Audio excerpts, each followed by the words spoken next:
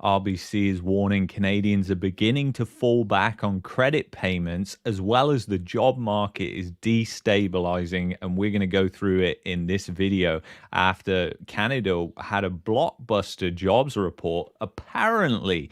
But when you actually dig into the details, it's not so blockbuster, and the mainstream has carried this narrative straight out there. And we're going to really dive into the nitty gritty in this video. But first of all, let's see what RBC is saying about credit payments, because they're a massive bank and we want to at least listen and dig apart what they're saying when they do talk. Canada's largest bank is seeing signs of stress as the cheap money binge haunts borrowers. RBC wrote to investors this week to warn households are beginning to fall behind on credit payments as the economy begins to slow and job losses mount. The bank is forecasting things are going to get a lot worse over the next few years. And it really is a binge when you think about it, guys. The amount of debt that households took on since 2020 is absolutely insane. I mean, when we're talking about mortgage debt, that went up like 20% just in the space of a couple of years. Just think about how high the mortgage debt was anyway. It's just an absolute disaster. So kind of crazy. So let's see what else they're saying here. So highly indebted households entered 2020 in a risky position. Yeah, you got that right. But there was no financial Armageddon. No. And why was that? It was because the government came out with a massive stimulus program, which actually broke the back on the middle class. Because you think about inflation, the cause of that was the massive stimulus programs that they did. And it wasn't just Canada, it was the United States, it was Europe, it was all these different countries that were doing it that caused this massive spike in inflation. Now, you've also had things that have happened since then that have just added to that pressure. But that was a lot of what happened from 2020 and 2021. So it's important to note where that came from, which was the government. Again, Canada's household debt to income ratio had exceeded pre-pandemic levels, and it's remained elevated ever since, says Robert Hogue, assistant chief economist at RBC. So yeah, that's actually happened. And then you can see the delinquencies, and I'm going to really say this is pretty much nothing because, I mean, yes, they are rising. That's something to note. But are delinquencies historically high right now? No, and especially when you look at mortgages. But again, the mortgage numbers are kind of suppressed by all these people who are in negative amortization, who in my view, might not be in your view, are in default, they're in distress, and they're just, you know, the bank is just adding more risk by extending them more credit. It's just obvious to anybody who thinks critically or logically, but to those who are brain dead, just don't understand how that creates a more precarious situation. If your borrower isn't already paying you, they're not even already paying you principal, and then you go and extend them more credit. It's just absolutely baffling, the risk that these banks continue to take on. We recently highlighted that aggressive population growth isn't preventing GDP from slowing. RBC's forecast sees the economy slowing even further, falling into recession later this year, exactly like I've said as well. They anticipate this will push unemployment from the current 5% to 6.6% in Q1 2024. That works out to 342,000 more unemployed Canadians in less than a year from now. So just think about that. And that is a rosy forecast, in my opinion. 342,000 households who can't meet their payment obligations. What is that going to do? Is that going to release some supply onto the housing market? These are all questions that we have to ask ourselves. Or is the government going to come in and say, we'll pay your mortgage for you? And the only caveat with us doing that is we're going to take ownership in your house as we pay more of your mortgage, and then you'll just have to buy it off us later at a later date. I mean, I think that would be the stupidest program ever, and it would be like you'll own nothing and be happy, essentially. That's what they're getting towards.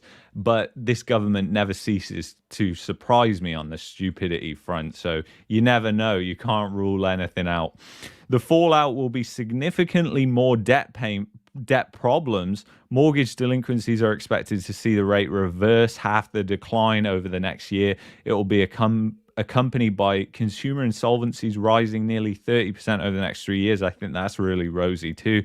Canadian business insolvencies are already on the climb and back to typical levels. So just really back to pre-pandemic levels, but it's really the trend, and are they going to rise further than that? And I think the answer is obvious, because you just have to look at the debt that they have and the interest rates that we have right now compared to the past. So, it's just creating this crazy environment. And it's important to think about the businesses too, because a lot of people just focus on the household sector, but it's really the business sector that will cause a lot of the unemployment. A lot of the high debt loads that are held in the business sector will cause that higher unemployment.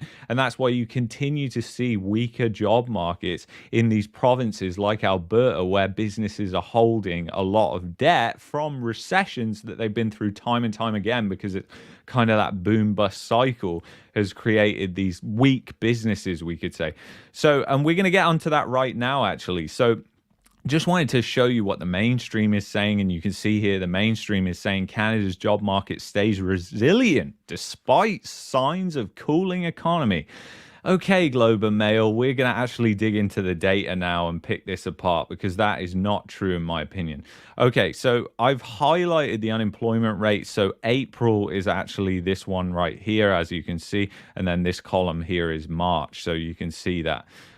So basically, we're going to go down here, and you've got Newfoundland and Labrador. You can see the unemployment went down there. It went from 10.3% to 10.1%.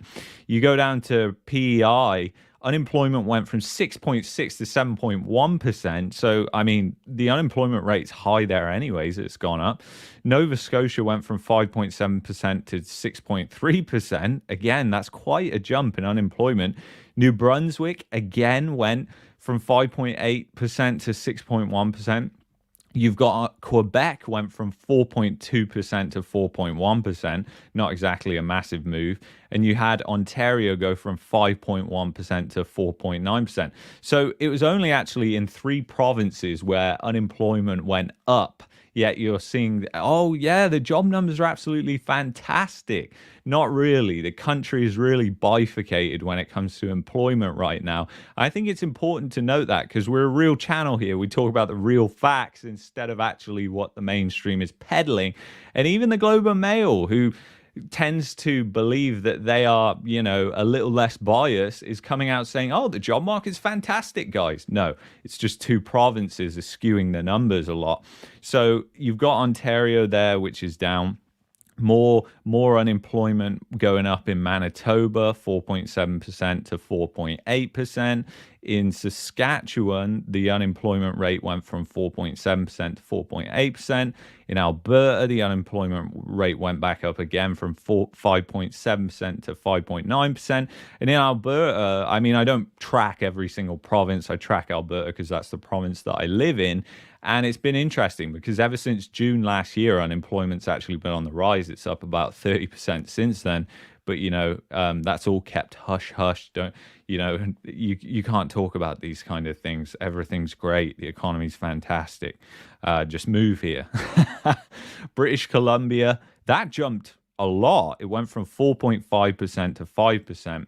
And you got to remember, with BC, there's a lot of tech there. So BC actually has a lot of tech companies that are there. So they will get impacted by the massive amount of layoffs and the fact that the tech industry is on the down, because the everything bubble is bursting. And what was tech? Tech was levered up. They were levered up to the hills. So it's absolutely crazy kind of what's going on. So you can see the view of how the unemployment is not what the mainstream media is saying. If we flick back here, it's really not what they're saying here. So, and it wasn't just this article, it's many different articles that were saying exactly the same thing. We're saying the job was a blockbuster report. And if you just looked at the headline number, you would have been fooled. You would have been thinking, wow, yeah, that was a really good report. But it's only when you actually dig into the nuance of that job report, you see that it's only actually 3 provinces. And it's one of the provinces in particular, Ontario, which skews the numbers because it's the most popular province, which makes sense in a way. but that's not going to show you the bigger picture of what's actually going on in the country. You know, you can't say Canada's job market is healthy when it's really just Ontario's and vice versa. So it's kind of crazy. And I hope you kind of got something from this live stream. You know, defaults are on the rise. Even RBC seeing that the economy is heading into a recession, which I find funny because they are extending their clients more credit when it comes to these stupid fixed payment variable rate mortgages. However, you know, they're forecasting Canada is going to be in a recession by the end of the year and everything's going to be great. The unemployment rate is only going to go up 1%. Don't worry, guys. Everything's going to be fine. Government's going to be here for you, like they keep telling you. We're going to be here for you. That's all we're here for. I mean, have they been here for you the past 3 years? Have they got you through this? I don't know. They haven't got me through this. They need to get the hell out of there. Let's be fair. All right, guys. So if you've enjoyed this video, you might like this video here. You might also like this video here. Coming from England for you today. This will be a pre-recorded live stream because one, I have to check the quality is decent enough, and two, the time differences. So anyway, I'll see you in the next one. Take care. Bye-bye.